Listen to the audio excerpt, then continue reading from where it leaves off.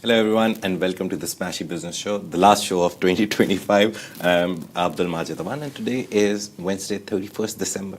31st of December, exactly. Happy New Year, and it's New Year's Eve. I'm Richard Fitzgerald. Good morning, Majid. Good morning, Rich. It's a very cold morning. It's very nice morning. I always talk about weather in the last few weeks because it's very rare that we see this. It's very windy. But apart from that, everyone is looking forward to what everyone is looking forward to, the New Year celebrations in Dubai, in the UAE, in Abu Dhabi, obviously also, across the Middle East. Rich, the first question that always comes to my mind, how big is it? How magnanimous is it? Because on Love in Dubai, you've been covering it for 10 years, and how have you seen it grow? Yeah, I have some tales to tell about New Year's Eve and Love in Dubai. In the early years, Majid, I've been up every tent pole and nook and cranny. I've been standing on buildings with property approvals, with Nikhil, with MR, doing fireworks. Like, social media and New Year's Eve has always been a big driver of traffic. Tonight we will broadcast live the MR show and the Ras Al Khaimah show as well. It's one of the highlights of the year. Economically, $1.5 billion is spent annually on New Year's Eve fireworks. The professional fireworks industry alone is worth $600 million. In major cities, the impact economically in Sydney, using my AI chat friend here, $130 million economic impact in Sydney just tonight alone. Obviously, it's the first one to ring them in, that famous bridge. And I actually was in New Year's in Sydney once, in an apartment, like a student-type apartment, that had the smallest balcony, that was 2 or 3 kilometers away from the bridge and the fireworks. You know, one of those things where you're like standing on toes to just get a glimpse? So it sounded better than it was. I thought I was getting, one of those famous real estate brokers, thought I was getting Sydney Bridge views, but I was like miles away. But anyway, it was still fun memories. London New Year's Eve, 120 million. Paris, so Dubai, the Burj Khalifa fireworks typically cost $6 to $10 million a year. New Year's Eve, all locations, there are 48 fireworks across 40 different locations for New Year's Eve 2026. The total fireworks drones, obviously, which are massive at the moment, and lasers, the outlay will be $15 to $25 million, all licensed, all approved. And then security protocol services, Dubai will spend $8 to $12 million. That's 3 or 4 times more than London, just on the security alone, and the cleanup, the metro extensions, the road closures. So the cost can be $25 to $35 million for Dubai. Impact hotel occupancy near 100% in downtown, and some of the highest rates of hotels. We covered Atlantis Royal is up to 46,000 dirhams a night. So usually it would be about 15. 5K is a lot for a hotel. Like you should be staying for 1K, but they're up to 46 tonight. New Year's Eve, and we're down in Abu Dhabi. You've got 2 big concerts. You've got John Legend playing in Emirates Palace, and also Alicia Keys doing the Saturday Nights as well. More spend there. We have that big band. I saw them recently playing at Atlantis, the American band. There's a big concert tonight. Completely forgot about that. What's the one from a payphone? Maroon 5. Maroon 5. Maroon 5, I remember the songs. Okay. Maroon 5, I think I saw the rates. They were like 7,000 dirhams per table for that concert. So it's going to be big. It's a different prices. You go to all the brands that have the Burj Khalifa view. The tables start from anywhere between 1,500 to like 7,000. I saw Salt, one of our lists that we talk about them soon enough. Their tables were 3,500 for the silver package, far away table. So you'll have to get up and make the video. But apart from that, like 7,500 for a gold table, the direct view tables. So every brand is doing that. Yeah, down where they are around those fountains in that area. I remember being there one year with a media pass, standing for at least 6 hours because they closed the road. So I had to go in at 3 or 4, and I just stood there on my own until midnight, and then got the phone out and did the live. And the views, when Facebook was pushing live back then, the views were insane. I'd wake up on New Year's Day and we'd have 3 videos of 1.5 million views each in London, Dubai. I was also in 2016 in Address downtown. underneath the building when the blaze went up. Like working. I had a media pass with him or Square. So fond memories of all that, but also seeing the people singing there with their paper hats on their, their Five Guys table with white tablecloths, paying 5,000 dirham a ticket for the views. But, people criticize it, but it's a family memory. And you sit out and you enjoy, and you have access to food, you can refill, like, it's nice. There'll be people sitting on all grasses and park areas around the place. It is a big economic driver. We're talking about, $1 to $2 billion is earned media annually. New Year's Eve is constantly amongst, in Dubai, the top 3 events watched globally. So yeah, there's a lot of investment, economic investment. If you spend like 25 to 30 million, by the way, you get a lot of ROI on it. It's no secret that they don't make money out of it, because tourism, people come in, indirectly they spend a lot of money. Yeah. So it's worth doing, and they've been doing it and then getting it bigger every year. So it's bigger celebrations, more fireworks, longer fireworks. I'm not expert in F&B, but I do think some people will be struggling for football, because they'll ramp up their prices, they'll try and do it as their marketing. But there are 12,000 F&B outlets in the city. Only so many people have the appetite and capacity to spend thousands of dirhams. Yes, some places and some concerts are going to be fully sold out, and obviously the economy is going well at the moment. Yeah. There's a lot of people in Dubai. I was at the Sports Summit this week, and just, as I think we kind of mentioned it, but just as a football enthusiast, to see those 90 icons face to face, I had to stop in my tracks at one moment and just kind of go, okay. There's so many people. There's Figo, there's Baggio, there's like you see Maldivi, one of them coming to an event and you're like, oh, he's coming. But this was like full of stars, right? And then they signed that deal with FIFA. And, everyone you talk to at the event, everyone would say to me, some of the locals, they would say, everyone's in Dubai at the moment. And it's this weather and it's this period. So they all like to spend their New Year's here. So there will be appetite for that. But then, like that famous phrase from Reed Hastings of Netflix, when he says, my competition is sleep. Their competition is that cozy night in, that sort of Netflix. There's many people who will, want to watch, with their Burj views, we sort of joked about earlier, they'll want to watch the highlight, the show, and some people want to go to bed early. But also just, before we jump into, you've done a really nice segment here on our channels this morning.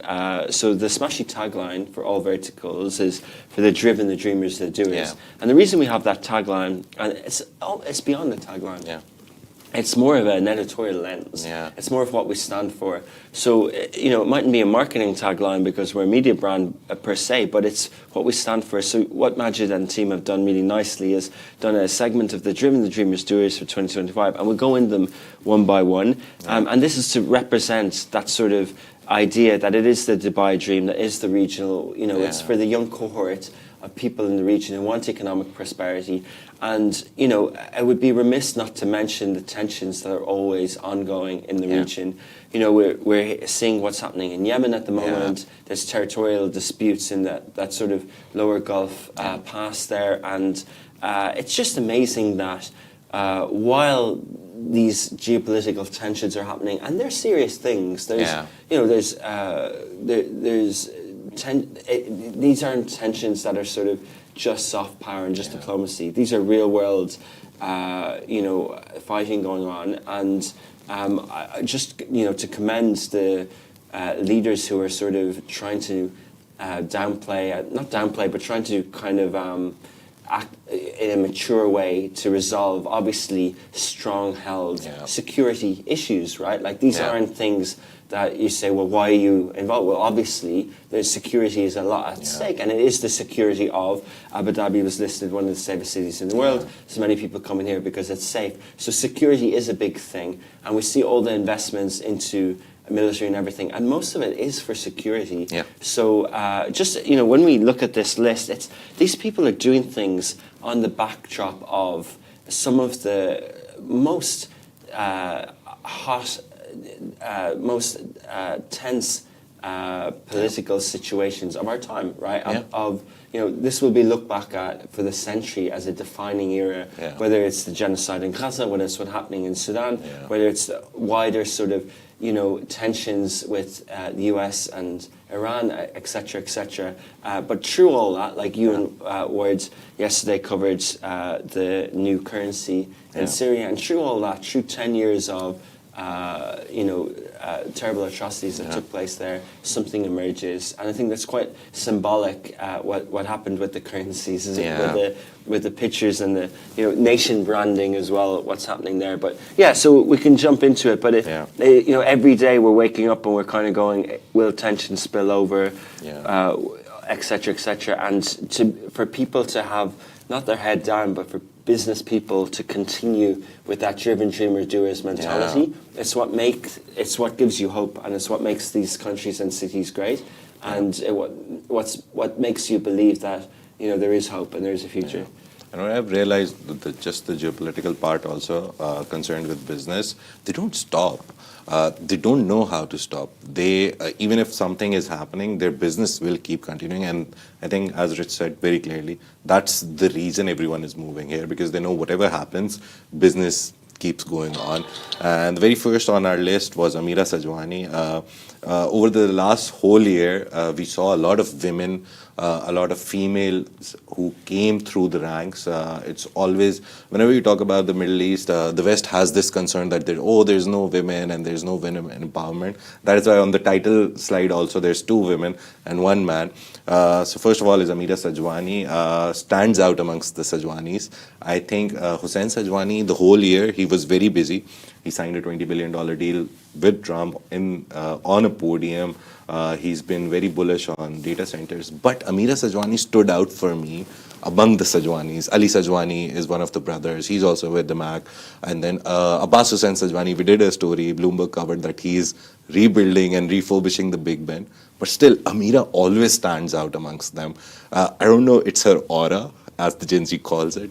She has something that makes her stand out amongst the Sajwanis. Yeah, and I think the little piece that you did summed her up really well in terms of Amali Properties. Yeah. And her and Abbas did a property company. What's that one Pripco. called? Pripco. No, I'll talk about that one, but the other AHS or something? Yeah, one is Amali. AHS is Abbas Hussain Abbas, and Amali Sajwani. is, Amali is, Yeah. So Pripco is so interesting. So you've got Pripco Mint and Pripco Blocks. Yeah. And they're both owned by the same thing. But Pripco Blocks is, it's not on the block. One of them's on the blockchain, the Mint one, and the other one isn't. So the other one is can be more liquid in the future. Yeah. The first one is real world, so the house has to sell. And I'm not a big property investor, but PropTech is one of the main sectors of growth in the region. And globally. And this is one of the standout. They've raised money from Goldman Sachs internationally. But I used it, Majid, and it's so efficient. It's so seamless. Nice. They do drops. So they drop, say, a business bay unit for 1.5 million dirham, and they tell you with emails. They do really good CRM. They say 11 a.m. tomorrow, and in 3 minutes it's sold. And then you see on the dashboard what your yield is and when your rent is, and you see if it's rented or not. And then they have videos of their team, which we posted, jumping, celebrating the shipping of a unit, right? So, and you also have a lot of people basically entering into this space. A guy I know, Gary, he used to run Level Wellness, or still does, and he's doing a prop tech play in this space as well. And we saw Ahmed bin Sulaim sort of go viral for saying that everything's going to be tokenized from water, which really annoyed the Americans for some reason. But everything's going to be tokenized. I was just looking at the comments of that super viral post on Smashi Business. But, so this is basically tokenizing digital assets. Mahmoud from Dubai Real Estate, he's a real pioneer in this. He announced at STEP conference last year, which we were at on stage in the first day, that everything's going to be tokenized. And so this sort of Pripco is in collab with DLD, Dubai Land Department, and the real estate that both of them are initiating this, but it is a prop tech, and to be able to do that on top of the other things, and obviously Damac as well, right? Like they've So been big. so You talked about data centers. They've got a massive partnership with Chelsea Football Club. They're just constantly innovating, and it's a nice family dynasty story, isn't it? They're in Mar-a-Lago at the moment, or at least Hussein is. With Trump and New Year, they usually have a little bit of an event there every year. There'll be videos and photos. I remember last year, Musk was in favor at the time. If he's there tonight or not, let's see. But she's one of the permanent judges on Shark Tank also. 3 seasons she's been there with 2 men, Eli Khoury and also the Vivian holding person, and Faisal Behlul. So she's like always there when you look. She's always doing something. She's always involved in something. So she was one of the first dreamers. Then obviously the Salt founders, Amal Al-Mari, she's Emirati, and then Saudi national Deem Al-Bassam. They have been in our focus, and I think across the whole Middle East, they've been in focus. They have the biggest brand, Salt, best burgers, I think. A little overpriced for me. I still prefer the Macarabia or maybe the KFC Mighty Zinger, but again, the quality is very good. I'm just I've so tried impressed it. with the marketing and everything. A bit disappointed that the Salt camp wasn't at DIFC this year. It usually is. But they've got so many innovations. They keep opening across the region. They keep opening new brands. There's Switch, Parker's, Public, Grind, and Somewhere. All these are brands under them. Salt and is then the most famous Soil one. is new. They've got Kumo. Somewhere's across the region. I remember trying somewhere in Al Ula, in downtown Al Ula, and that sort of old site. It's an amazing brand. They're amazing individuals. They're so creative. It's so inspiring to see. And it's kind of a very nice story where an Emirati and a Saudi are working together. They formed Independent Food Company. Independent Food Company, they're the co-founders, but there's 2 or 3 more brands under them. So people, I think, can join them as under the Independent Food Company thing. And so, when there's some unrest, like I guess everyone who's sort of jealous of the region would like countries in the region who are doing well to pit them against each other. But as you mentioned, Salt is co-owned, but also Hamad Al Abar has such JVs with PIF, or Noon is co-owned between Saudi and UAE, and like they used to say, Abu Dhabi versus Dubai, they try and pit people against each other. But actually, like I just see the Gulf being more and more united. Of course, you've got your own agenda, but there's some like real sort of campaigns going on to unrest things, and we see in the grassroots, down at the sort of F&B level, things are united. And Khalid Al-Walid, KBW Ventures, he has Arada with one of the sheikhs in Sharjah. So there's so many stories here. So many stories, and we saw at the Sports Summit this week, the Crown Prince of Bahrain was speaking in Dubai. Nasser Al-Khalafi, is that how Nasser Al-Khalafi, Yeah, so he was in Dubai, he actually walked past me as well, so the owner of PSG. He was both at the Global Awards. There was an embrace with him, who's obviously Qatari and a big player in the sports world, an embrace with him and His Highness Sheikh Hamdan, Crown Prince of Dubai. So, I think when we see the business transactions, I just think there's a lot more... there's collaboration. Yeah, there is, and even with us, right? Like we have a very stable and well-led office in Saudi with our MD over there, Hani, and our head of content, Rakan, and our team, and we've been there since 2017. And we've got really good relations there, and we have an office in Qatar, and so we just sort of see the region. And we have an office in Abu Dhabi, right? We're independent, and we work across all these brands. And I also see, Majid, a lot of startup investment between cities and countries. And whether it's Hossam Arab Abu Dhabi moving his headquarters to Saudi, he's still here a lot. There's still VCs here who have stakes in Saudi startups, right? Like it's not just I have my headquarters in Saudi, therefore all my venture capital is in Saudi. I spotted a shopping platform you know, this social shopping platform, a startup in Saudi called Sin, S-I-I-N. And, you know, I just reached out to the founders. I just want to know more about it, potentially invest in it. And they got back straight away. They're looking for a call. And so basically, like, there's no borders. Yeah. Like, if you as a retail investor or an angel investor want to invest in a Saudi startup, you can. You can send a DM. Do you know what I mean? Yeah. So this sort of like nicely that you mentioned, and you know, yes, we covered Salt being copied in London, IP infringement, but actually the growth of Salt and their brands is the region. Everywhere you go, we covered last year that they opened in Sahel in the North Coast, to much furore over the price of a burger, but everything in Sahel is expensive anyway, so yeah. I think Amal Al-Mari, we shared one clip of her where she was speaking at some place, and she said that the idea is like all the global Western brands that we see, they go from their local community and city and country to all over the world. That's the idea behind independent food company and their brands. They want to give that taste to the people who live abroad of the local food scene. And we've seen so many things open up in UK. I think after the first expansion plan for any F&B outlet is the UK. Because we see so many. We see His Highness Sheikh Mohammed bin Rashid, the ruler of Dubai, always in London, visiting places actually owned by people here who have like branches there. Yeah. We always have a story about it, right? Yeah. So I That's think true. that's the thing. The next person is obviously PIF Governor Yasir Al-Rumayyan. I think after Saudi Crown Prince Mohammed bin Salman, if one person stole the spotlight throughout the year, it was him. One, he's a great statesman. Whenever I've heard him, in 2 sentences, he will give you like a whole thesis of everything. And he somehow managed to push PIF past the 1 trillion mark. According to Bloomberg, it's 1.2 trillion, but there is no short way to find out. But his idea is that by 2026, this next year, they want to touch $2 trillion. So I think he deserves to be one of the driven people in the region who wants Saudi Vision to succeed, one, and two, take 2 trillion in a year, like increase, literally double the assets under management or administration for PIF. It's such a big goal.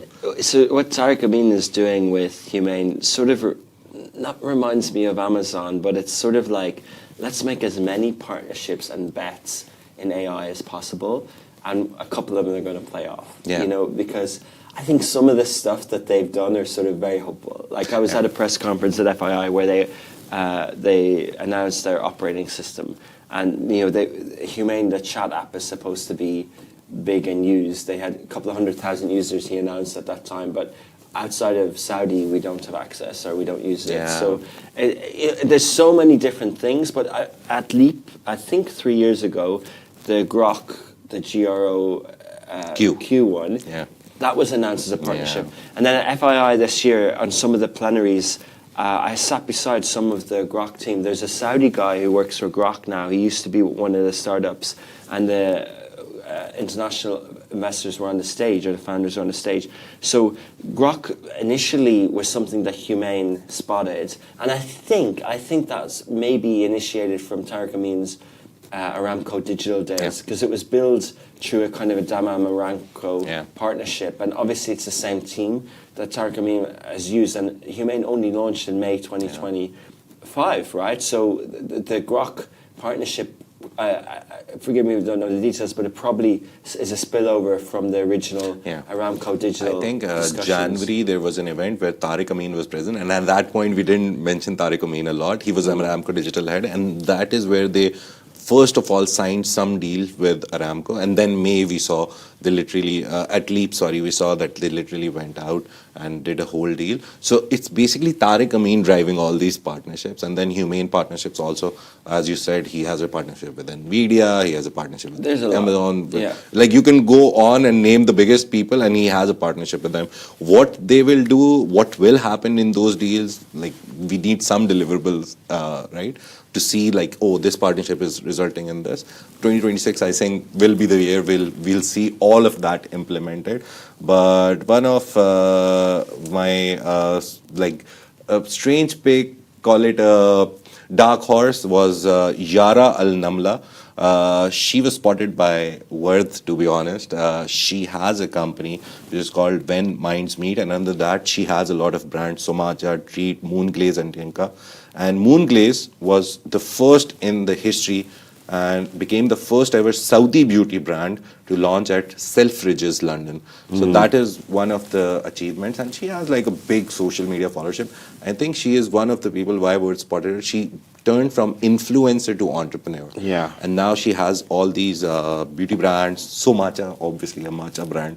You have to jump on that craze if you were in 2025. So I think there's obviously beauty, but there's obviously F&B Yeah. and, you know, So it's great to see. It's great to see. Our beauty is definitely a big sector, yeah. And then there's people from my country, Pakistan, just putting it out. But Anam Khalid and Wajdan Gul, the Squat Wolf founders, they're literally the people we kept looking at, and they deserve a spot here as dreamers because they're building very big brand, Squat Wolf, and I hope it will go on to become very big global hit also. Yeah, they've done really well. I think there's some investment from Saudi as well. They opened a lot of. They celebrated 9 years this year with a small event, and they're just a very sort of hardworking. It looks sustainable in terms of both in terms of the business and the vision. You know, they'll be doing a lot of manufacturing in the region. They're expanding bricks and mortar. They're really good at e-commerce. They're really good at things like that. And when we see so many incumbents like Lululemon. Maybe not all gym, but there's a lot of athleisures in the region. A lot of the regional brands sign with international brands like Skims, like, you know, we also see Gymshark moving into the region. But to see like a indigenous, homegrown, and also the Pakistan link is really amazing. Just talk a bit about Pakistan. Obviously, there's some countries in the region which economically are at a stranglehold, or you know, a bit stifled or a bit handcuffed per se. Not sanctions, but just they're just struggling. And I remember we opened our office in Karachi this year, and you know there wasn't that much airplanes leaving the airport, right? Like, and it's sort of when I was thinking about the market and the opportunity, when I read last week that the IMF have issued loans for Pakistan, and they said part of the stipulation is that you stop holding on to the government-owned assets, that you reinvigorate the private sector. In other words, and then we saw that with the privatization soon of the PIA, the national air carrier. And if you see that, right, like you just see things opening up. If IMF are going to give a loan, so the government have more cash, if the national state assets aren't stuck in debt and stop innovation, if it's run even by private equity or the private sector, then you'll see more innovation. And if more flights going in and out, more innovation, and then there's obviously a very educated talent base in Pakistan. We know this. Pakistan have built Kareem, they built lots of other stuff. And they still run Kareem. That's the funny thing. The technical part is all run from Pakistan. They still run Kareem. And and you know, so it's one of the reasons why Lovin Karachi is there and Augustus have a Pakistan office, but also you know, to see entrepreneurs in Dubai from Pakistan, you know, you can bet your bottom dollar that you know, the team there will you know, when people are going to more gyms in Pakistan, that they will have more retail stores there as well. Pakistan is let's start with PIA. Everyone who asked me about it, I started with the story that PIA helped build Emirates. Today, Emirates is the most profitable airline in the world last year. And this year also most probably. But then PIA is in, I think, $160 billion debt. And it was sold for peanuts, and also it was all refinanced. So the guy literally paid like 10% of the original asked amount, and he said that I'll invest the remaining amount over 5 years in PIA, which doesn't make sense. If I buy a car for 20,000 dirhams, I can't tell the person take this 5,000 and over the next 3 years, I'll invest 15,000 on the car. It's your car, you have to go through it. That's like the basic. But Pakistan is one of the economies in the region which has the ability to do so much great. First of all, we have a better, like if not better, equal IT industry, which India is very famous for. Bangalore is like the capital of IT in India. The same skill set at a cheaper price. A lot of people in Pakistan, since the IT industry is not that big, they all work for foreigners. So they have big Fiverr accounts where they get they make dollars amount. Recently, we saw CZ became one of the brand ambassadors for crypto integration. Yeah, he visited Pakistan. So we have a crypto minister now, kind of, not a minister, but like a person who is handling how Pakistan will handle crypto. Binance recently signed a partnership that they'll open Pakistan to doing crypto from Pakistan, basically easily buying and selling. So it's a country that has a lot of connections with UAE as well. One of the interesting stories that I read through the year was Karachi port. So every port country in the world has a very good economy. Singapore is one example. They have one port, only one port, and they're such a big, huge economy. But Pakistan's Karachi port is not being utilized at all. But thankfully, Abu Dhabi, what's the name of the company? Abu Dhabi is one of the companies. They've now gone in. They've taken over 25% of the Karachi port. Is it Abu Dhabi ports? Yeah, 80 ports, sorry. Yeah. 80 ports just went in. They've taken 25% of the area where ships basically are refurbished and renewed and basic maintenance. So it's going good. We have a very close relationship with the UAE and Pakistan. So yeah, thankfully nice to for see. UAE. And also, it's just inspiring, right? If Yeah. you're, I think Washington was working with Zomato here or something Yeah. like that. Like if you come over to the country looking for a job, Yeah. it's just, it doesn't have to be the end goal. Like Yeah. you can go on to other things. But also, there's nothing wrong with working in a company for a long time either. Why not? As long as you're happy with what you're getting and how you're making ends meet, and obviously the safety and security is the biggest thing for Pakistanis, to be honest here. We don't have a very safe street environment here. So coming here, that's the biggest thing. If you're with kids and you have a family. Moving on, the doers are like the three biggest people, the three biggest names that you must have heard everywhere, not only on Smashi Business. And the very first was His Highness Sheikh Tanoor, the security person for the UAE. He's the head of security. He's the head of G42, the AI company which does all things AI. Then he's the head of MGX, the $2 billion fund, which is now nearly $100 billion with assets under administration. He's the chair of Mubadala. He's the chair of ADIA, the biggest sovereign wealth fund in the UAE.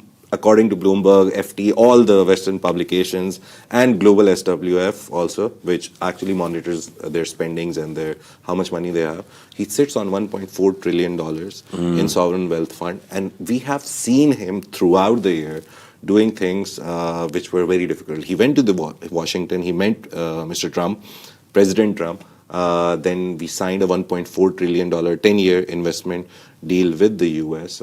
Everything that you see in AI in this country, in UAE, is his vision. So he is actually on ground doing what other people would have dreamt of doing. So yeah, he's the first doer for us. Yeah, Sheikh Tanoor, it's just amazing really what they're doing in Abu Dhabi. Yeah. And the second year, he's on the Times 100 most important AI people list. Very interesting. So next up, we have in the doers list, Mohammed bin Ghati. One of the people who really amazed us throughout the year with his marketing campaigns and all the announcements. Very interestingly, if he is building a building in Dubai, he's going and doing an event in Egypt, the opening announcement. So it's very interesting how he has marketed his brand and all the partnerships that he has gone through.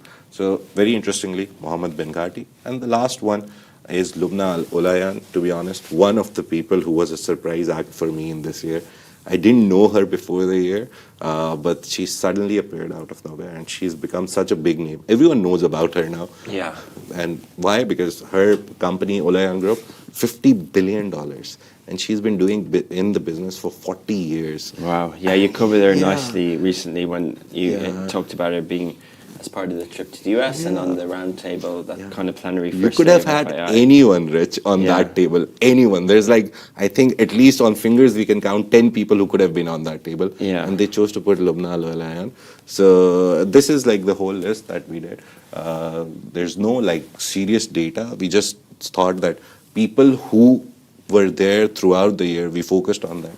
We'll try keep doing them, these lists, and I hope. Rich, do you have anyone who we missed, I think? Or would you honorary mentions, any person you remember from last year who we may have missed? Or would you think would you like to predict in 2026, do you see someone growing from the ranks? Yeah, you could probably pick a lot. We didn't have that many IPOs this region. I think 6 billion was raised in UAE or in UAE and KSA, but there was a lot more IPOs in Saudi. Yeah, there's obviously a lot of people who we cover a lot and who inspire a lot, like Mohammed Al-Abar. There's a few of the startup founders as well. There's the leaders. There's the people involved in events. You know, we work in Qatar, and some of the team there are amazing. The Prime Minister, the head of the GCO, all those.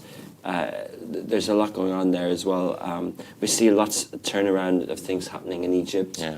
We see a lot of good entrepreneurs in Egypt. You know, there's unicorns there. There's people who run good startups. There's people who've raised a lot of money and soon to be heard. There's plenty. Beauty of this is the list could be 200-300 people. And I think, you know, when we started Smashi a few years ago, I don't think it was there, right? And I think there was a sort of older names and sort of, you know, the typical kind of magazine 50 lists that seems unattainable, that were just like heads of dynasties, heads of families. Now we've just got a lot more mid-level activity, and we've got people entering the market. You know, we've got people like Umar Kamani. I met him again at the Sports World. He's head of Bohu, which is listed in London, which is Pretty Little Thing, etc. You've got lots of people coming in. You've got influencers coming in. You've got content creators coming in. But yeah, across the region, you can see exciting things happening. I won't plug, as I tend to do, I won't plug the founders that I sort of back, but I really like the guys that I back from a angel investment point of view, a media tech startup. They're just young guys or girls, in Saudi, in Jordan, in Lebanon, and in Egypt, and they're just trying to build startups, build companies to grow them as well. So just exciting across the board. There's a lot of people to look up to. You guys keep covering the people online and what they're doing as well. So it's exciting. So would you agree with the statement that 2025 was the year of AI? When it comes to business tech, everything was AI, right? Everyone was talking about AI. Would you agree with it? Yeah, I would, absolutely. And now I think we'll see in 2026 the manifestation of it, like what more can we do by there? Because Amjad Masad, I was reading a tweet, some guy tagged him and was like, please don't sell Replit to Meta. And we recently saw Meta buy the biggest agentic AI software made in China, Manus. I had tried Manus a little bit. It's very interesting. It's very complicated to build, but if you build an agent with it, it's the best. They overtook that, and Amjad Masad was like, no, never selling. I've had like billion-dollar offers over the years, but I've never sold. So I think now is the time where the people that we focus on in 2026, we will see them like come up with new ideas. One, that's startups, but we will also see all these people. Hussam Arab, as you said, Tabby, most probably will see an IPO. We've been talking about it for so long. That's a good way of looking at 2026. You have the IPO stories. You have the AI, not maturing AI because it's been around for a few years now. But I guess there's three tracks. There's a sort of the rise of independent AI companies. You covered the Syrian founders one the other day. There's the sort of big tech, whether it's Google, all these people doing their own AI thing, Meta and everything. And then there's acquiring. If you're not going to go it alone, like Replit should go public, it should be it should continue its path there. And then there's the ones who will be swallowed up, and then ones who will just fail. And there's the fake AI ones who are just using it to raise a bit of cash. If that's what you need to do. But we don't want another Builder AI story, do we? So that was one of the stories of 2025. There were a lot of stories. We will keep revisiting them. Obviously, in 2026, just to reference and add context to our stories. But this year was very interesting for us as well, Smashi Business. Just ending it on a note that we nearly gained 110K followers. We grew from 3,000 LinkedIn followers to 28K, nearly 29,000 now. And thankfully, it was all because of you guys, because you share our stories, you do everything that we dream of. And I think without audience, no social media channel, no media company, I think it's all the business of eyeballs. If you guys don't love the content, we won't be doing it. But I think there is a big market, Rich's vision. I joined like last year, July 29, 2024. I spent half year, and then this whole year was also a journey, kind of understanding what the business environment is. Learned a lot from Rich, to be honest. The companies and the founders. Squat Wolf was actually introduced by Rich. I never bought their products, so I didn't know about them. But a lot of stories. We'll keep focusing on them in the next year also. So if you guys were here throughout the year, thank you so much for being here, and thank you so much for staying for the next year. It's going to be a big hell of a ride. Yeah. So yeah, we're prepared for it. I think you should be prepared for it. Happy New Year, everyone. Yeah. Thanks, Majid, for all your efforts throughout the year, and thanks for all the Smashi Business listeners. It's really been great to build this brand together and to tell the story of the Driven, the Dreamers, and Doers across the region. Thank you so much. Have a great day, and we'll see you next year. I think Next that year. joke was gone. Bye-bye.